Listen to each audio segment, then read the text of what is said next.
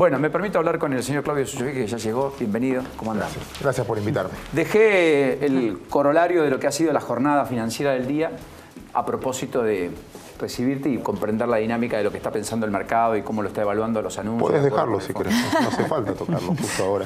Bueno, pará. Hoy el dólar rebotó, hubo sobreactuación del mercado, llevando el dólar arriba de 40,50, con un mercado que recortó ganancias, la bolsa terminó perdiendo terreno, los bonos en dólares subieron, pero los ADR argentinos en el exterior cayeron casi el 8%, o hasta el 8%. ¿Esta qué es? ¿Una reacción ambigua? A ver, o es una interpretación que creo lógica de los anuncios de ayer, del gobierno con el Fondo Monetario. Primero, ¿qué te están diciendo? Argentina está, perdón este término, sé que suena feo, pero es blindado, ya fracasamos con esa definición, pero es blindado de acá al 2020, en términos de su capacidad de pago, porque consiguió los fondos para renovar todos los vencimientos que hay, que no es deuda nueva, es cambio de acreedor. Si viene un vencimiento de un bono y no hay mercado voluntario, lo van a poder pagar. Por eso es una buena noticia para el mercado de deuda, por eso los bonos subieron. Primer punto, blindaste financieramente a la Argentina. ¿Qué más dijeron en el acuerdo con el fondo? Argentina va a empezar a controlar distinto la inflación. Para controlarla va a utilizar esto de los agregados monetarios. Dicho en castellano, basta de emisión. No hay más pesos en la calle. Si hay menos, o sea, va a quedarse constante la base monetaria, no se va a emitir. ¿Qué significa eso? Va a haber restricciones desde... No tengo pesos. Como no tengo pesos, teóricamente va a ejercer menos presión cambiaria, pero todos nosotros, los que estaban hablando antes de que yo estaba acá, tenemos menos pesos para el consumo. Entonces se va a restringir el consumo, va a ser un problema recesivo, pero al mismo tiempo, como no vas a poder consumir, va a haber menos puja de precios y menos impacto sobre la inflación.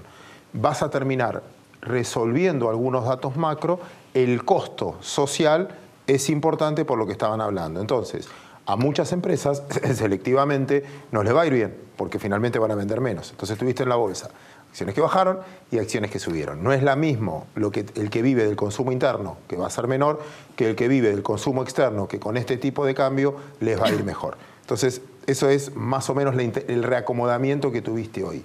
Y en cuanto al tipo de cambio, es más difícil interpretar, porque en realidad tenés, el régimen empieza el 1 de octubre, hoy vas a ver cómo funciona, es la primera noticia, daba la sensación de que como iba a buscar 44, pero bueno, para eso es donde tenés que disponer pesos para comprar.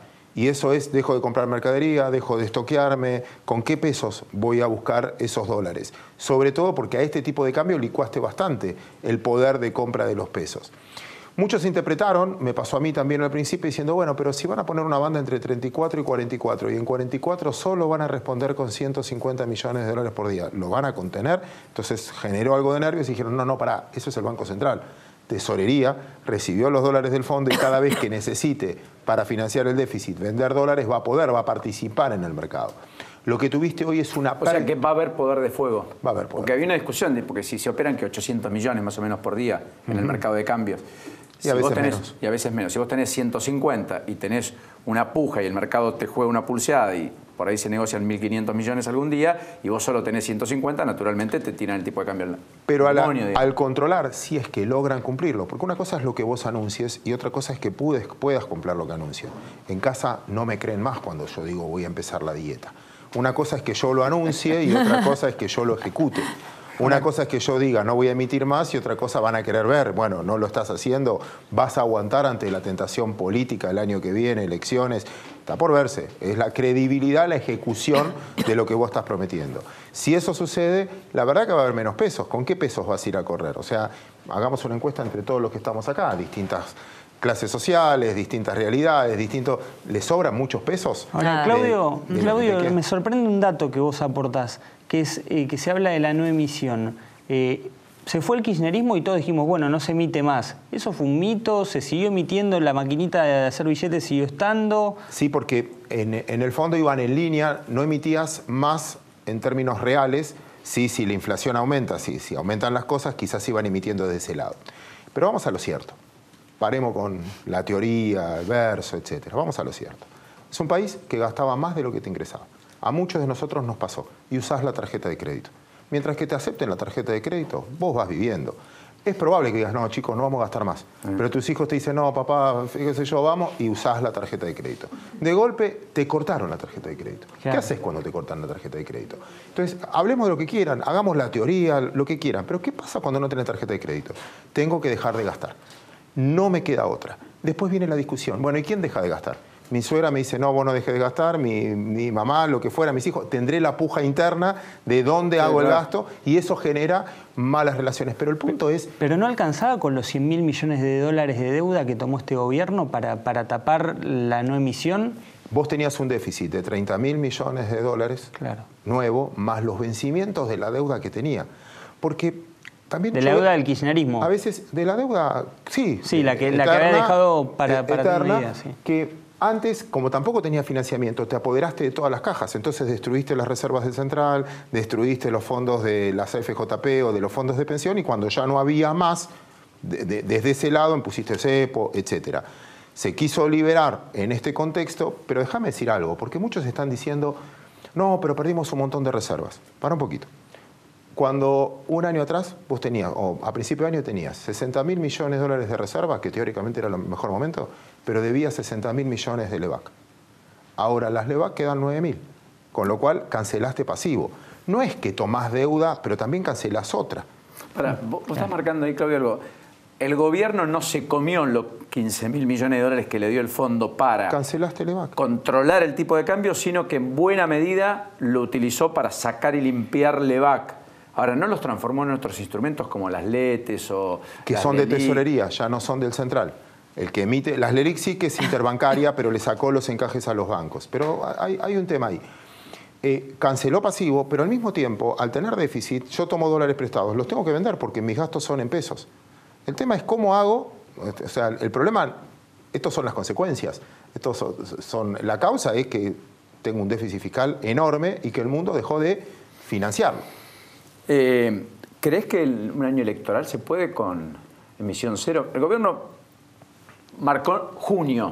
Hasta junio la base monetaria no se mueve. Claro, después viene la elección, arranca la campaña, en agosto se votan las PASO y en octubre en la general. Van las PASO, qué sé yo, acá está Adrián Pérez, le voy a preguntar si hay PASO o no hay PASO, porque esto es un debate todavía. Es todo un debate, pero... Como en Argentina trastoca siempre las variables de juego, dependiendo de cómo resulten, ¿no? Y si son beneficiosos o no. Déjame ver el vaso medio lleno. Dale. Quizás mezclo lo que quiero que pase, que puede ser que esté cometiendo un error profesional ahí, pero... El primer punto que te digo es, Argentina, no porque quiso el gobierno, no porque quiso el sistema político, sino porque el mercado lo obligó, empezó a corregir sus números fiscales. Primer punto, este fin de mes creo que tenés balanza de pagos a favor, cosa que no tenías hace mucho tiempo. Dólares que ingresan contra lo que sale. A fin de año, aparentemente ya tenés superávit comercial, cosa que no tenés hace bastante tiempo. Pese al déficit de 1.000 millones de dólares y sí, algo más de porque es por bien de agosto. capital, pero en el fondo vos lo que tenés es, ¿te alcanza para viajar afuera hoy? No. ¿Hay turistas que vienen? Sí. Se te empiezan a equilibrar las cuentas. Pero o sea, Argentina hizo típicamente con la devaluación te conviene importar, recurrente. y la verdad que no me conviene importar este precio. No solo por el valor, sino porque tengo que adelantar la plata. Me conviene financiarme localmente si puedo. Que déjame decir, dicho sea de paso, el verdadero problema que tiene la pyme argentina no es tanto el tipo de cambio, sino la tasa de interés, que es lo que tienen que atacar urgente el que hoy es prohibitiva hasta en el 60, 70, 80. Es lo que más contagia al sistema de pago. Y el año que viene vas a tener un número fiscal que hace mucho tiempo no tenías. Entonces alguien te va a querer prestar ahora voluntariamente porque tus números son buenos. Vos pensás que el capital no tiene ideología, el capital no tiene historia, no tiene memoria. El capital, mira, che, ¿tenés capacidad de pago? Le vi prestar a cada uno. Entonces, o sea, sos optimista, digamos. En el fondo es... No, la parte social va a ser muy complicada. Hay que atender mucho a las personas, incluso que ganan entre 20 y 30 mil pesos, que son, lo que vos decías, es gente que tiene trabajo y que se está corriendo. Caer, digamos, bajo el umbral de la pobreza. ¿Cómo haces para bajar un impuesto, etcétera? No es que subestimo la parte social. Yo te digo, los números macros se empiezan a resolver. A partir de ahí, te va a cambiar la situación. Alguien no le quería prestar a alguien que tenía un déficit enorme, por más que anunciaba, seguía aumentando ese déficit, no te creían. Y además venías de una historia complicada. A partir de ahora, como nadie te creía, tuviste que hacer las cosas bien, como te las obligó el mercado. Empezaste a corregir los números macro. Tarde o temprano se va a contagiar a la micro.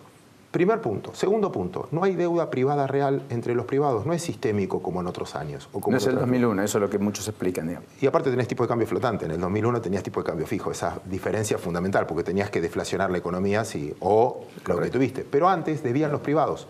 Hoy, nosotros hicimos un trabajo en la bolsa de todos los vencimientos de deuda privada que existe en Argentina, no existe.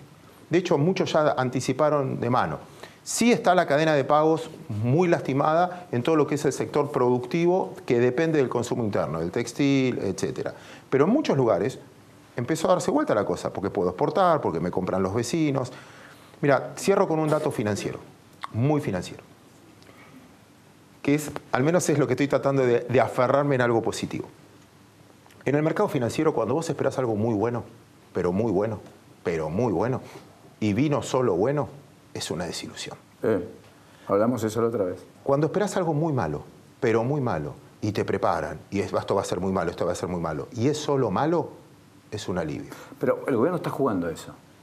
Pero es un límite muy riesgoso porque la mecha está muy corta, Claudio, y el problema es que la pobreza, los niveles de marginalidad, la destrucción de empleo que se empezó a evidenciar. Tenemos 4 meses de empleo que cae en el sector privado formal, a un ritmo de más de 50.000 empleos destruidos por caso en el transcurso del mes de agosto, digamos. Obviamente, es muy complicado y el presente, y todavía estás comparando con números que no eran tan malos, porque los próximos 2 meses son bastante más complicados. Lo cierto es, una cosa que yo te diga, estás mal, vamos a tener que hacer este tratamiento, te explico el tratamiento, y eso creo que le falta, la comunicación para explicarte, mira, estamos por este camino, te va a doler acá, pero que te den diciendo, bueno, mira, si hacemos esto, en 4 o 5 meses ya empezamos a equilibrar las cuentas fiscales y a partir de ahí podemos ser más holgados, ya no tenés... Lo que falta también es entender, yo creo que hoy empecé a escuchar, cosa que antes no escuchaba, ya la realidad de decir, mira, esto es una crisis, nos va a pasar esto, y esto de tratar de comunicar, porque si yo no sé dónde termina, me genera más incertidumbre. ¿Puedo jugar con un ejemplo? ¿Sí? Siempre. ¿Tengo un minuto? Los que quieras. Te estamos escuchando. Perdón, Sucho, vos sos una eminencia. Una vez lo di y me parece que se aferra mucho al ejemplo, perdón si alguien ya me lo escuchó, pero déjenme preguntarles a ustedes, ¿cuánto pesa este vaso con agua? Poquito, ¿no? Un ingeniero te diría 250 gramos. Sí, claro. Yo en este momento te diría, ¿sabés qué no? Pesa el tiempo que la tenga extendida. Si yo lo tengo 10 minutos, pesa 250 gramos. Si yo este vaso con agua lo tengo 2 horas así, me voy a caer por el peso de este vaso. Y si lo tengo 10 días, quizás hasta me muera por la culpa del peso de este vaso. Estos son los problemas. El tema no es la magnitud del problema, sino la cantidad de tiempo que vos lo llevas arrastrando. Exacto. Eso es lo que está pesando. Sí. Vos no podés aguantar esta estructura, esta tasa de interés, esta incertidumbre, no sé lo que vale el dólar, no sé cuánto renovar el alquiler, no sé si me conviene vender, no sé si no vender, me paralizo, no la podés aguantar tanto tiempo. Por eso sí es muy necesario que te cuenten el cuento, que te cuenten la historia. Mira, esto va a pasar acá. Por eso lo de las bandas. Yo creo que darte una certidumbre, no va a pasar esto, 44, no importa el valor, es, bueno, a este valor ya sé a qué valor si tengo que importar, a qué valor puedo vender la mercadería, dónde la voy a reponer. Porque también es mentira que Argentina tiene una economía bimonetaria. Seamos sinceros, tenemos una economía unimonetaria y todos pensamos en dólares. El peso perdió su valor. Si yo te digo, sube la leche, sube la carne, sube el peaje, sube los impuestos, sube el dólar, no, desprecio el peso, no es un aumento de las demás variables. Y creo que ya está, perdimos credibilidad. Antes el Banco Central decía, cuidar tu moneda es cuidar tu soberanía. Lo decía en la puerta. Lo tacharon, obviamente. El tema es la credibilidad, el que te cuenta el relato, ¿no, Sucho? Es la credibilidad, tal cual. De eso está jugando. Bueno, si vos le crees, pero el gobierno ya no tiene más credibilidad. Este gobierno anticipó segundo semestre, lluvia de inversiones, se terminó, lo peor ya pasó. Es verdad. Ese es el punto. Bueno, a partir de ahora es, bueno, asumo la realidad y vamos. Y después ustedes que saben mucho más de política, es, bueno, hay alguien que te está diciendo, yo tengo algo y yo no estuve nunca y yo sé cómo hacerlo y tengo... O es... Todos critican lo que hace el otro, pero a ver, ¿qué harías en este lugar? Bueno, en ese desasosiego el gobierno puede tener una aspiración de ser competitivo electoralmente. A mí me ocupa y me preocupa cuál va a ser la bandera del gobierno. Va a salir a timbre y va a decir ¿qué? ¿Este gobierno hizo qué? Tiene más inflación, tiene más pobreza, tiene mucho más deuda, volvió al Fondo Monetario Internacional. Sí. Transparencia, qué sé yo, entre comillas. Paulino, Cuccioli, ¿sigue Cuccioli? ¿Sigue? Porque era un hombre de Caputo. Sí, está en la FIP, creo. ¿Saben que aquí contrató Cuccioli como jefe de seguridad? Este es un dato. Cuccioli. Sí. Yo seguiría muy de cerca a este hombre hablando de la transparencia. Al dueño de Veraz. Antes pagaba para tener información. Ahora la tiene adentro de la FIP. Está en el boletín oficial. junio de este año. Cuccioli. Hubo un episodio, Nafi. ¿Vos estabas saltando ese episodio? ¿Qué episodio? Hay un episodio que denunció el gremio de personal superior de AFIP. Jerárquico. Sí, que durante un periodo de tiempo, una ventana de tiempo, vos ponías tu clave fiscal, o ponías la clave fiscal de cualquiera, ponías una clave y te saltaban todos los datos. Y entrabas. Entrabas al... Me das un derecho chiquito. Sí. Y una cosa, Claudio, último. Viste que hubo una investigación y hubo detenidos porque habían robado información. Con confirmación de cámara. Con confirmación de cámara. ¿Sabés quiénes eran? Los que tenían el negocio que era la competencia de quién. Del Veraz. Muy bien. Porque este es un gobierno que tiene una contradicción. Se jacta de ser honesto, pero hay que practicar la honestidad. Está muy bien. Y Cuccioli no tiene la más remota idea del sistema tributario. Nunca hizo nada, ni tiene expertise. Y lo primero que dijo cuando llegó fue, yo de esto no sé, necesito que me ayuden. Bueno, tal vez es el momento de que dé el paso al costado. No cumplió ni una de las promesas y lo único que está haciendo es achicando lo que cobran los empleados, generando un enorme malestar. Hay paros recurrentes, sistemáticos, pero por sobre todas las cosas, yo pongo el acento en este aspecto. ¿Quién es el jefe de recursos humanos de la AFIP hoy? ¿Y quién contrataron como jefe de seguridad de algo que debe ser cuidado como ninguno? Con un gobierno que hizo una casa de bruja a propósito de que Berbisky contase, solo una partecita, de que el hermano del presidente había blanqueado 42 millones de pesos, cosa que Nobleza Obliga se hizo, fruto de que por decreto el presidente modificó una ley que impedía taxativamente que los familiares pudieran acogerse al blanqueo que el propio gobierno estaba promoviendo y que fue recontra exitoso. Plata que Gianfranco nunca va a tener, porque además la ley lo establecía, que explicar ni cómo la hizo, ni de dónde la hizo, ni cómo la trajo. Clarísimo. Y en la Argentina hace falta ejemplaridad. Sí, está muy bien. Ese punto sí, basta de eso. Esto es lo que dice Nacho. Vos para creer tenés que tener a alguien que sea ejemplar. Sí. ¿Puedo discutirte algo a riesgo de equivocarme? Por supuesto. Todo lo que dijiste, perfecto, no lo sé, está perfecto, te creo y todo bárbaro. Pero vos dijiste algo que, y está mal quizás lo que estoy haciendo de defensa de abogado del diablo, como que está todo mal. Y yo quiero destacar un par de cosas, porque hay un par de cosas que no se hicieron mal. Ejemplo, política energética. Argentina va a autoabastecerse de energía. Y desde ese punto de vista es un dato central. Mucho peor, a veces, que es horrible la corrupción moral, pero también está la ineficiencia. Argentina se había quedado sin energía. Sí, claro. Nos autoabastecíamos hasta el 2010. Teníamos que importar. Hoy sube el dólar y te sube la nafta automáticamente porque sos importador de energía. Si Argentina vuelve a autoabastecerse, las inversiones en infraestructura y en energía es una noticia económica. El resto, te firmo, se equivocaron, fueron soberbios, todo bien. No quiero hacer una defensa completa. Macroeconómicamente subestimaron la macro, subestimaron el comportamiento de las pymes, la tasa de interés, todo eso te lo tomo. Pero también tengo que reaccionar cuando dicen, todo mal. No, pará. No. En infraestructura, que es económica, ese dato es económico porque abarata mucho el costo de la industria, es el verdadero costo. ¿De qué me sirve tener una buena producción que le pasa a un industrial si después tardo 10 horas para trasladarlo en camión? O me muero en la ruta, o me choca un tren. Entonces, la inversión en infraestructura no es un dato menor. No es que la guita se la gastaron o se la afanaron.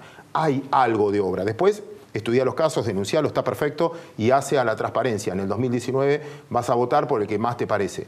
Pero a veces me parece injusto como diciendo, bueno, subió el dólar, está todo es un desastre. Y es verdad, es la manifestación de que hay menos credibilidad. Pero hay cosas que se hicieron que me gustaría. Yo creo que por ahí lo que choca es la expectativa con. Es decir, no existe una sola reforma estructural, porque la tributaria fue licuada y encima la anulaste. ¿Es solo el oficialismo? No, es que es el sistema político. Vos cuando analizás el sistema político. El sistema político, el sistema dirigencial argentino, la dirigencia gremial, la dirigencia empresaria, la dirigencia sindical, la dirigencia empresaria periodística, lo que vos quieras, digamos. Comparto, es el sistema político. La credibilidad sobre el sistema político. 61 presidentes del Banco Central con Sanleris en 80 años. Destruimos 5 monedas en 80 años. 13 ceros le sacaste. ¿Cuántos? 13 ceros. ¿Hay ejemplo en el mundo de 13 ceros menos de una moneda? En el mundo, Claudio. No, increíble. Huelgan los comentarios, ¿no? Bueno, por eso el desprecio del peso. ¿Crees que la economía puede crecer en el segundo semestre del año próximo, como Orlando Ferreres dijo? Tal vez la Argentina vaya a votar en octubre con una economía creciendo al 5%. No sé, yo no soy macroeconomista para verlo. Lo que sí creo que va a ser muy selectivo. Yo creo que la generalización ya no sirve.